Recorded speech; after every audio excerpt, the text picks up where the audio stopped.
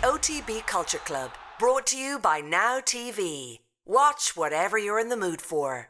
All right, you're very welcome along to this week's edition of the OTB Culture Club, sponsored by Now TV. Watch whatever you're in the mood for on Now TV. And I'm delighted to say our special guest this week is Dermot Kennedy. Dermot, in some environments, you're quite famous as a singer, but actually it's as a footballer that many other people might know you from the Leinster Senior League. 2015, 2016, that was the heyday of your time bestriding the Leinster Senior League like a colossus. yeah, that was probably 2015, 2016 probably was the best time for me playing football. That was class, yeah. It was just, I played for Rathcoole, which is just local for me, and it was that beautiful thing, just playing with your friends for years. Then I went to Naas, and then eventually went to Crumlin, yeah. Playing in Crumlin was the best thing, though. Crumlin are pretty good. Like, there's a very good standard, a long tradition of, like, world-class footballers coming from Crumlin. Yeah, it felt class, and you can just tell, I don't know, like, it can be such an intimidating thing when you're changing team, and especially they were just known as like such a strong club, but it was just a really welcoming atmosphere, and it became something that was so important to me, just as part of my life and as part of my week, and especially as music got busier and all that. It's like there's so much that you put everything into music. You're constantly thinking about it. There's so much emotion involved, and football was just this release whenever I needed it. So it was just this lovely sort of routine, and it was very important to my life. Yeah. There's always a good story about amateur footballers changing clubs. So what was was it a big money move across town to kind of, what happened? Nah, it was grand. I wasn't sought after enough for it to be a controversial thing. Where did you play, Dermot? What sort of footballer were you? Played in centre midfield. I kind of always played in centre midfield, and I went playing senior when I was like 18, and I was tiny and I was real wiry, and I never got tired ever playing. But this thing was happening where I was playing against like 30-year-olds, and if it came to it physically, I just got bashed, and so I ended up like going to the gym loads and all that. And then I got bigger and lost a certain amount of pace. So I would say I gradually sort of declined, because the best thing, like, you cannot sort of, like, no matter how big and strong you get, you can't beat that feeling of just like being able to run around the pitch and outrun everybody. It's a beautiful thing. Come here, you're obviously not playing football anymore, or like, do you miss it? Oh, I miss it like mad. Yeah. I think, like I was saying, it was really important to me in terms of relief, and the way people, the same way, like when you kind of are on stage doing that, and you get that feeling, you just feel comfortable and sort of at peace. I think sport was that for me too. So I miss it an awful lot. Yeah. Yeah, I saw you making that point actually in the tweet with Jimmy Butler there recently, that it's interesting, the level of ambition required is very similar, the level of dedication is very similar. Is the level of adrenaline similar? I know obviously the music career has gone a hell of a lot better than the football career, and the football career went well, but still there is a relative sense of adrenaline you would have got off being a footballer. Are they any way comparable? Yeah, I think absolutely. I really, really, really do think so. And music's a funny one, because my vocal coach was saying this to me recently, is that the music industry is set up in such a way that you have to be really tough and ambitious and aggressive almost to get what you want, but then your character is to be super sensitive and like really gentle, and that has to live in your music. So in sport, maybe you can always kind of like, say the likes of LeBron James or whoever, it can all be just aggressive and push forward and just work. Whereas in music, you have to like check yourself and make sure you're creatively centered and being balanced and all that. But it definitely takes a similar amount of work, I'd say. That's why like when I do run into the likes of Jimmy Butler, I don't sort of think like, oh, what are we going to talk about? Because I think it's a similar sort of journey, Come here, how are you getting the release, like, obviously before this happened, that you were getting from sport, now that you're not playing football and you don't have that organized outlet in your life to take you out of the constantly being consumed by being in tune with everything that you've just spoken about there? Yeah, I mean, honestly, it's hard sometimes, especially when you're on tour for a couple of months and like it gets to a point on tour where you are just tired sometimes, so you don't force yourself to go running around Dallas or Albuquerque or wherever you are, and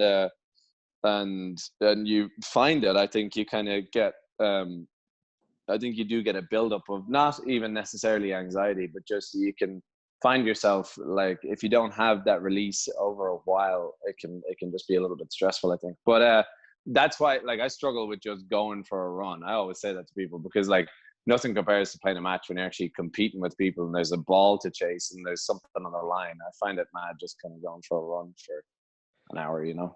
Yeah, like I'm not sure, did you see the Liam Gallagher documentary recently? But it's interesting when he's kind of when there's footage of him on tour at the moment, and he's got his family and he's going for his runs in the morning and he's keeping himself very healthy. Complete sea change from Liam Gallagher in his tour days of the 90s. On what end of the spectrum are you? Are you 90s Liam Gallagher? Or are you 2019 Liam Gallagher?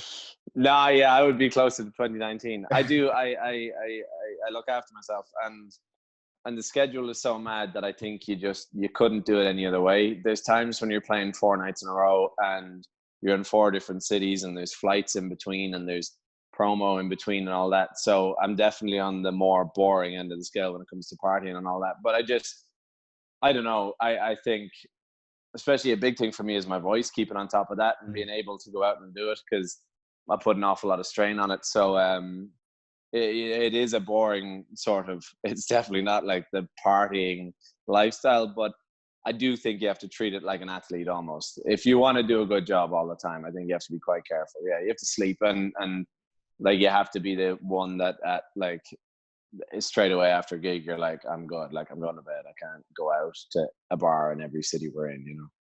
So you're late stage Roy Keane as opposed to early stage Roy Keane.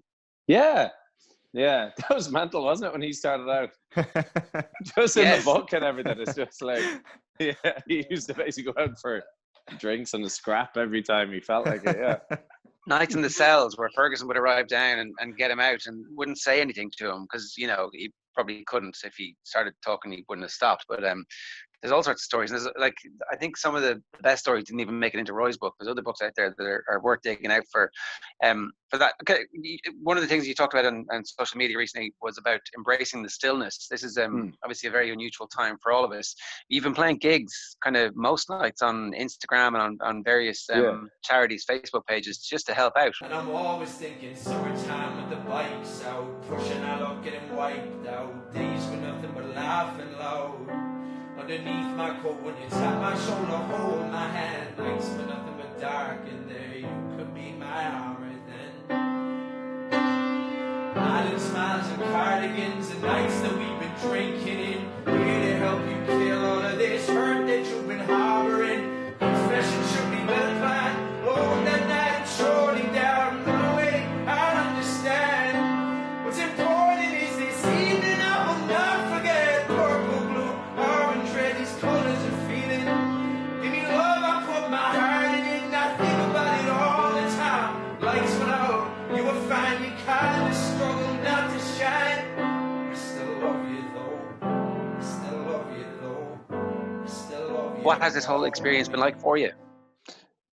It's been cool. I mean, I can't lie that it at the beginning it's a strange thing to have been on tour and playing all these beautiful venues and theaters, and then you're like setting up in your living room and trying to treat that with the same amount of respect and all that, and so it can be something that I'm quite cynical about, literally until you start playing the songs, because it's just, you can instantly see that people care about it and that they've showed up and that they are there to listen. And so, and then obviously the most important thing is that I'm doing it for charity basically every time I'm doing it. So it's just nice. And you get comments after, people saying like they kind of look forward to it because everybody's stuck at home and that could be so hard for people. So I think there's a lot of people saying they look forward to them. And it's been a nice sort of little new thing, because obviously it's a tiny corner of society, but like I think all musicians are adapting to this now, and everybody's kind of scrambling to figure out how they do their jobs in this weird time. And so,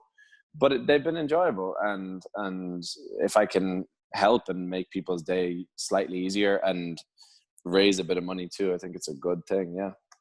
Yeah, you're of a generation where the power of the internet was something that really helped grow an audience, and it's funny because the original Napster was supposed to kill the music industry and was going to prevent new music from ever being discovered because people would actually not have the opportunity to discover it because the record companies weren't going to put millions and millions behind the marketing campaigns. Yeah. But actually, what happened was there was a democratization of the pathway. So you could put a song up on YouTube, and if it was good, people would watch it.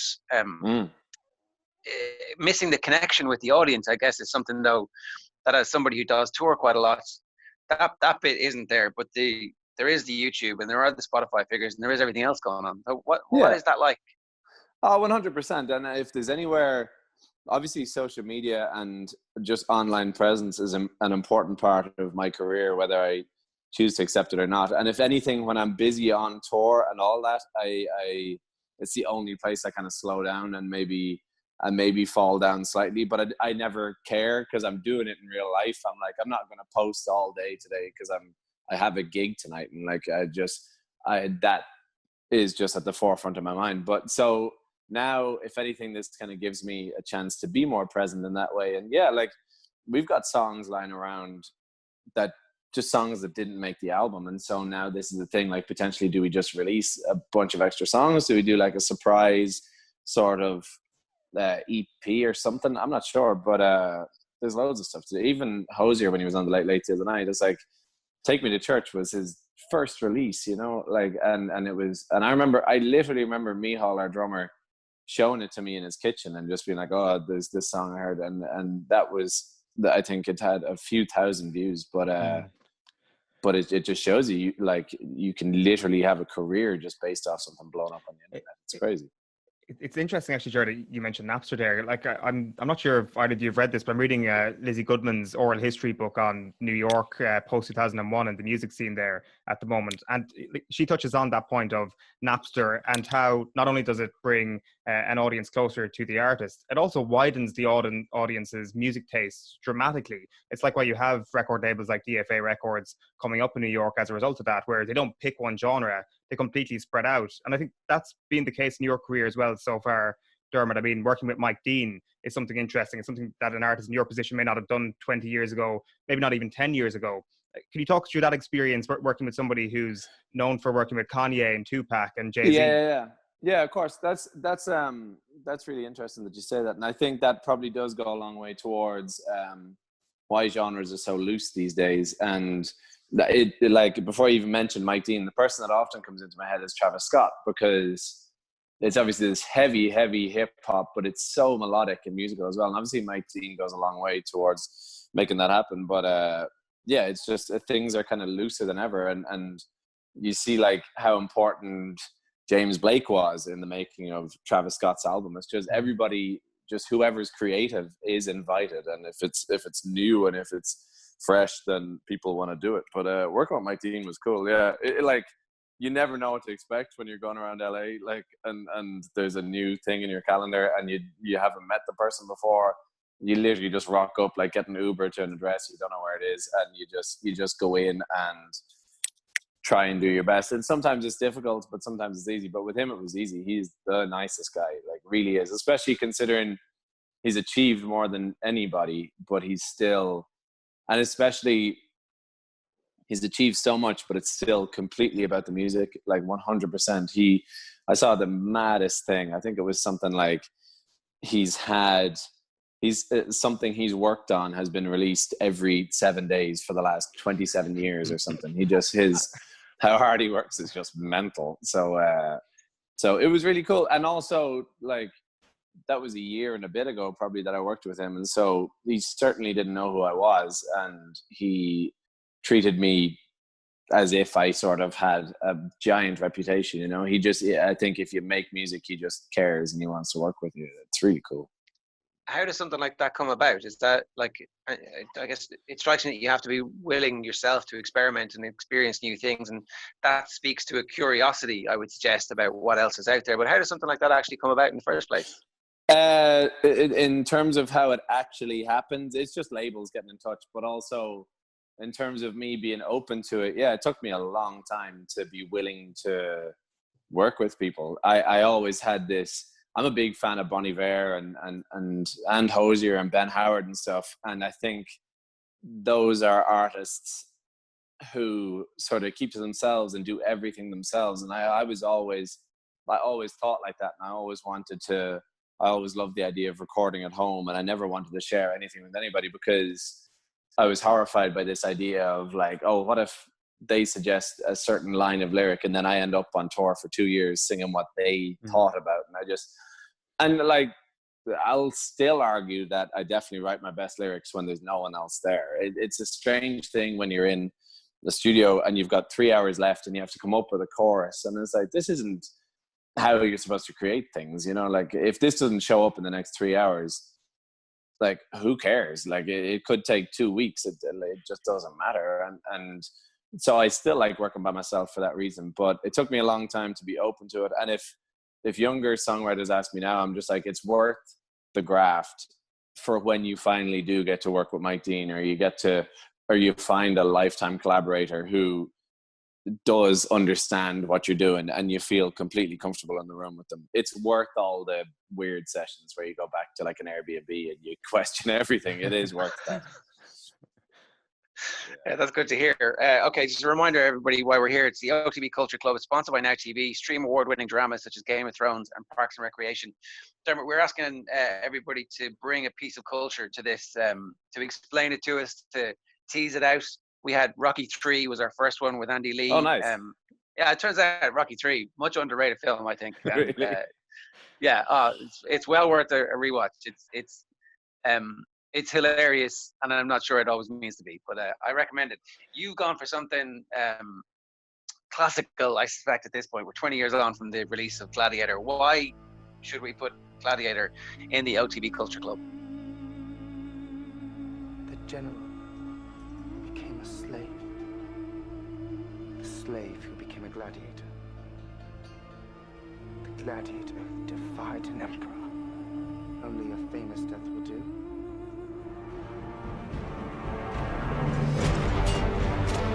The frost. Sometimes it makes the blade stick. You find yourself alone, riding in green fields with the sun on your face. Do not be troubled, for you are in Elysium, and you're already dead. Brothers, what we do in life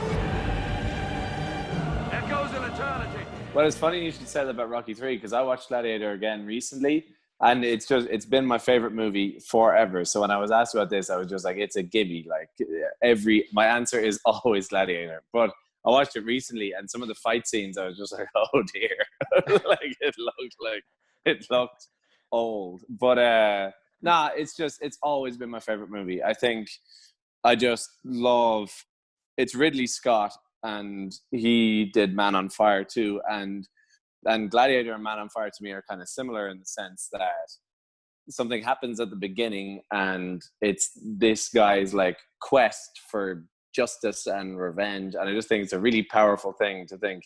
Obviously he's betrayed by Commodus and his wife and son are killed, and that happens early on, and then the whole movie is just his quest to get revenge, and he sort of keeps his head down, stays quiet about the whole thing, and just goes through the phases and eventually gets that face-to-face with Commodus again. I just think it's the coolest movie ever.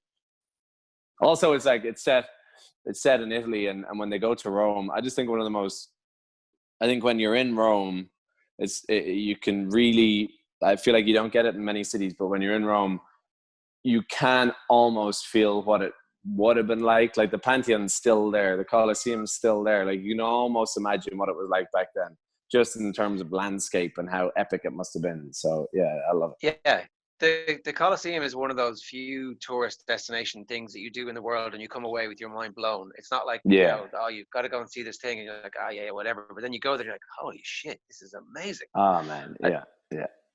It's beautiful. Yeah, there's so much there, and yeah. So and I love how it's treated with so much reverence. Like when they've sort of had a few fights, and then eventually you get to go to Rome, and and your man Proximo, like I was in a band called Shadows and Dust for 4 years. That's actually pretty relevant to this. Yeah, I didn't even think of that, but yeah, I was in a band called Shadows and Dust for 4 years, and that's where that came from.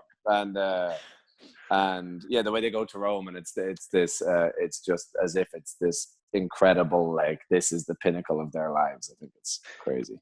So what is Teenage it? Dermot Kennedy was basically wandering around quoting Gladiator in every conversation. Yeah. So what is it about the fighting, Dermot, that is not up to scratch in a 2020 context for you? The first one when they're chained to each other, and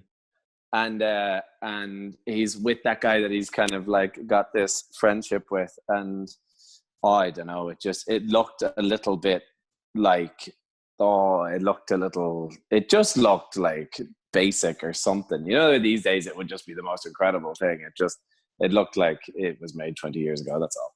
Yeah, even like comparing it to Game of Thrones kind of puts it in its back pocket, but like it's just incredible how it's all moved on in the last 20 years. Like you mentioned Ridley Scott there, you mentioned Russell Crowe there. Are we seeing two people at this moment in time at the absolute peak of their powers, and that combination? And of course, Joaquin Phoenix, I mean, like his peak is obviously, some may argue, was 2019, but are we seeing almost at least two peaks here, and that's why we have something so special? I think so, and it must be a strange thing as an actor. It's in every art form, right? Like there's probably people who say Kendrick's thing is To Pimp a Butterfly, and who knows, like he'll probably have a bunch of classic albums, but I'd say a lot of people might be like, that's his moment. And as actors, you're probably pushing for that same thing. And like you said, Joaquin Phoenix, his thing could be Joker, and it could just forever be his like masterwork. But I feel like that's probably it for Russell Crowe too. Yeah, but it must be mad, like 20 years ago, and then to be still doing it and be like, oh man, I never really touched that again. But I don't know. Yeah, who knows? And also like Ridley Scott is just constantly doing cool things. I could have chosen Man on Fire too. I think that's a beautiful movie. I actually thought that, so I've got a confession to make here. I hadn't sat down and watched the whole thing from start to finish ever, because for whatever reason, I hadn't seen it in the cinema, and then I was going to wait and watch it. And so last night I sat down and watched the whole thing in one continuous go. I'd seen bits of it before. I'd seen the Tigers before, and that was kind of stuck out with me. And I kind of knew what was coming, but it is really, really, really good. There's the politics, there's the fights, which I think are actually do stand up quite well. Certainly the ones with the chariots, I'm like, oh, there was definitely a few. And when your one gets cut in half by the thing on the top. top. That was class. And the bit about I'm gonna have to take issue with that, Owen, that Game of Thrones puts it in its back pocket. Game of Thrones is such a rip off of this. So many of this, the plot, the brother and sister, like, come on. I'm talking about the fight scenes. I'm giving Dermot credit here for the fight scenes. Like, of course, Game of Thrones puts it in its back pocket with the budget and with the developing technology. As a political story, maybe there is a bit of similarity. This is an OG. This definitely feels like it's the OG for that. And I love how like it's this sort of guy who's so honorable and so sort of like noble, who kind of just holds on to this thing he's got inside him for the whole movie. And even when he is chained up before he fights Commodus at the end, he comes up and like hugs him and stabs him, and still he doesn't say anything. And there's so many times when he's like done wrong but has to keep his mouth shut. It's the same as fucking Ronaldo in the World Cup final against Germany, like being knackered and still scoring twice and gets man of the match. Stuff like that. I think stuff like that always resonates with me, and so I think it's really cool. Dermot, I wanted to ask about your opinion on the score in this film, because it's been a while since I've watched Gladiator back. I'm like, what is this? It's from the very first scene when they're fighting in Germania. I'm like, what is this? What is this music? It's like, this is not Gladiator. It's Pirates of the Caribbean. Like, it's absolute note for note Pirates of the Caribbean. Now, thankfully, it is Hans Zimmer involved in both, so I'm not sure if you get yourself off. But I hadn't realized that, like, if you're talking about OGs, like Pirates of the Caribbean, you were not the first to that incredible soundtrack. Gladiator did it, 4 or 5 years before you? Right, yeah. And Hans Zimmer's kind of been on everything. There must be times when he's in the studio and he's like, how do I do this again? But yeah, beautiful music. And then the main sort of, that's cool too, the main motif that kind of comes back and in throughout Gladiator, and is that thing where he always thinks of home and thinks of how it used to be. I think that's beautiful. I went to a thing once in the Bord Gáis Theatre, and it was the orchestra playing while the movie was up on screen. A few years ago I went, but it was class. Yeah, it was so good. Yeah, I often think that like Hans Zimmer must get into a studio to write a score for a film. And you know, like the thing that came out recently where some university has developed every single melody possible. I think Hans Zimmer is probably just a person who has created every single melody possible that's ever been associated with a film. And who knows? He's probably got a team of people who get it to 90%, and then he comes in and does his thing. You never know. Like, I know we've got a couple of other topics to get into on this movie. The other thing that I did when doing a quick bit of research this morning on Gladiator, Dermot, have you heard about Gladiator 2? No. Well, first of all, there is Gladiator 2. It's coming sometime down the line. But Seriously? the original, there is, yeah. But the original Gladiator 2, Russell Crowe wanted to make a version where he could be in Gladiator 2.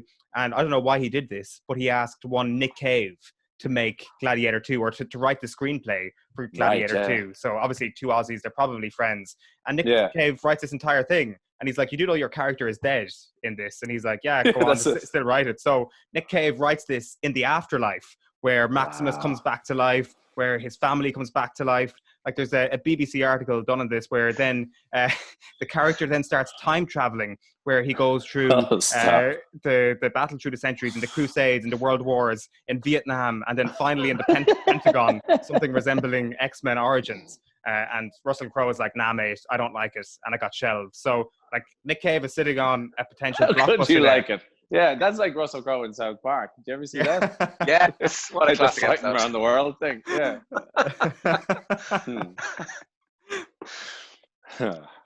That might actually be peak Russell Crowe, the fighting around the world, where his reputation is that like everywhere he goes, there's a weird group of people traveling with him, and his entourage is constantly involved in scraps. But actually, it's him.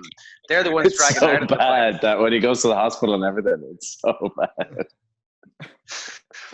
We asked people for a moment from the movie. In this case, is there a single moment that you're like, yeah, that's the whole hinge point, or that's my favorite scene, or anything that sticks out specifically? It's funny. It's such a huge movie that some things sort of start to seem cliche, but obviously the "Are You Not Entertained" bit is classic. I think the bit when in that first battle scene, when he's sort of talking to, it's like almost him and these guys are like this elite group and they're off in a different patch of the forest somewhere. And he said that thing of like, if you find yourself like with the sun on your backs and all, he was like, don't be afraid because you're in Elysium and you're already dead. I think that's really cool. So I studied ancient Greek and Roman classics in college. I had to do like a minor sort of thing as well as doing music, and that was what I did. So I think it resonates with me for that too. But I just think that's really cool. There's so many bits that are great, but I love that bit. Yeah. Did you 100% do classics because of Gladiator? Is that like you're there going, I'm doing music plus? Yeah, honestly, I was just like, I knew it would. I just knew it was something I'd be into. I still, even like today, I'll probably go off and play Odyssey, Assassin's Creed, that game. And that's just ancient Greece. And you literally run into like Hermes and Cyclops and all these old characters. Stuff like that. I've always cared about that. Do you get a buzz off all historically based television dramas and films? Or like, is it a situation Yeah, I think so. Like I could tune into The Crown as well, and I'd be happy enough. Or Downton Abbey. I went to watch that by myself in LA. Like I think, and even in those, nothing really happens. But just the way they look, and just to get a little peek into that life, I just think is crazy. Yeah. Do you feel like you're a storyteller as a musician, or like what aspect, what's the kind of ratio of the importance of the story I'm telling versus like a singular message versus the ability to carry somebody with the music? I'm wondering how much of the storytelling and narrative side of filmmaking is something that actually appeals to you. Right. Yeah, no, it is. And when I started, it was the only thing. I had a really I had a much smaller appreciation for how the music can move people and how some people just don't care about lyrics. Like some people, it's just not, just music isn't about lyrics for them. I see it when I'm with the lads in the band, and like our bassist is just obviously like what he seeks out in a track is just the bass line and how that makes you feel. And Mihal, our drummer, is just constantly, like, there's certain arrangements and bands who just are his favorite thing in the world, and I'll go in and check the lyrics, and it's not something I'm into. I'd much rather go and like listen to rap music because that's where it's at its best for me. But I think it's important to do both, because I am more conscious of the fact now that you could go play a gig anywhere in the world and there could be people in the crowd who just lyrics aren't for them. And that's why when I started out, the whole thing was just acoustic, because I saw the guitar and the piano just almost as a vehicle to be able to get these words out. And but now I'm more conscious of the fact that for some people it's purely about the music. And so I'll always be a lyrics guy, but I do see the importance of a proper arrangement now and how that can move people. Oh, you're like the fella on Sky News now. How are you doing? Right. These are my kids. Some of them say hello and say goodbye. Right. Oh, and you might take over for a quick second there. For sure, yeah. Like, that's a really interesting thing, that when you're thinking about what is the very thing that gives you meaning, is it a two-way street then? When somebody comes back to you and says, listen, I really love the lyrics in that song, or I really love the musical arrangement in that song, that you get a greater kick of hearing that feedback? Is it a two-way street in that regard? I think I have a certain level of confidence lyrically, and then I feel like I'm trying to prove myself musically. Because if you go into the world of like Moderat and Explosions in the Sky and all these incredible musical arrangements, and we went to see John Hopkins as well, that was amazing, and stuff like that, the way that can move a whole crowd is so amazing. And so I guess my focus has always been like a lyrical thing, and I've always been so focused on how you can move people with your words. And so I feel like I'm almost playing catch up on the musical side of things, but I feel determined to prove myself in that way, because talking about people like Hans Zimmer, like, you don't need certain words to just have these incredible feelings from the music. And so I feel like, if someone goes to my gig and they couldn't care less about lyrics, I still want them to think it's an impressive thing. Any interest in getting involved in movies at some point? Like, I'd love it, yeah, but same thing. I feel like I'm so, like, I don't know, I'd be so sort of afraid of it, because I'd be so like unequipped or something, you know. There'd be massive sort of imposter syndrome. But I'm sure there's ways to like ease your way in and just like write a song for a movie, and then next thing you know, you might do a score for a movie and stuff like that. Yeah, but I definitely don't see myself just like doing music for 20 years and I don't do anything else. I don't see it like that. Yeah, you've always got to fall back on your football career, though. That's like, that's it. At some point. Go back to over 35. That dream never dies. I'm going to tell you that right now. No. What's next for you? You've been rearranging tour dates and hoping that this kind of all calms down to the point where you will actually be able to connect with those live audiences again. Yeah, so basically I had a bunch of tours planned almost until September, and then I was going to take the final quarter of this year just to write and record and start thinking about the second album. And I guess both of those things have just done a flip now, and so all our rescheduled dates that we should have been doing currently are for that part of the year. So I have a bunch of stuff. I'm waiting for a bunch of stuff to get delivered, and I'm essentially setting up a studio at home. So talking about like how I like to make stuff by myself, I'll just be doing that until we're done. Who knows? Do you have a place, Dermot, where you tend to get most inspiration from? Like, I can completely imagine the studio is the worst place almost to be put on the spot to write something. Is there a place that you found most success? Right, yeah. I know I only touched on it a few minutes ago, but like I struggled a lot with this idea of like, okay, you're in London today, you're going to this studio and inspiration kind of has to strike. I was just like, how does that work? That seems so counterproductive to me. And it was for a long time. And then I just got more comfortable, and now I feel like I can kind of have good ideas, not on demand, obviously, but just like the setting becomes less important. But still, favorite places like the piano in my parents' house, like that is just where it works for me. And yeah, it's just literally being alone is so important, because you could be in a session with somebody, and if you sit at a piano and don't make any noise for like 10 minutes, no one's going to ask if you're okay. Like, you can just think for a bit, you know, there's no one else there. And so, yeah, being at home still is the best thing for me. And you got to be careful though, because it can be the most appealing thing and be like, oh, this would be the best work of my life. Like, this is the best thing I ever did. But then you are closed off from how the world might relate to it. So if you're working with somebody like Mike Dean, they might be like, nah, this isn't like culturally relevant. This won't appeal to people. And not that you should ever make something with the sole objective of trying to make people like it, but just, I think you can sort of disappear and sort of, I don't know, get a bit too lost in it. And it becomes a bit of a gratuitous thing, maybe, if you're just doing it by yourself all the time. There was one last thing I just wanted to ask. It struck me there when you were talking about some of the parallels between sport. You've had an unbelievably successful 18 months, but that's coming at the end of a 10-year period where you were grinding the whole time. So, I became an overnight success after 10 years of hard work. It kind of is a little bit like a sports career where you're kind of cresting to a level now where you feel comfortable, the comfort you talked about being on stage. How do you maintain that peak? How do you make sure that this is now what the new normal is, and that this is the level of expectation for your performance and for your art that you have into the future?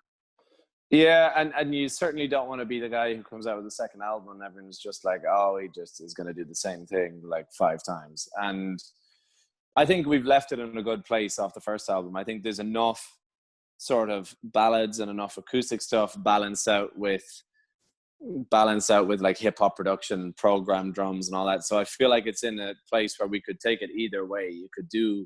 I feel like I could do an almost acoustic album, or we could go for it with the production and have it as a much more sort of like hip hop based thing in the way that it sounds. But yeah, I mean, there's like, even between album 1 and album 2, I'm very conscious of the fact that like the world moves on so fast now. So if you do hide away for like years and years, it's almost as if you lose that momentum. And I do get paranoid about that stuff. Like that's why I kind of work so hard, because I'm constantly worried that like because there's so many people sort of at the same level. And obviously music's funny in that sense too, because obviously sport is just outright competitive and you should never apologize for that.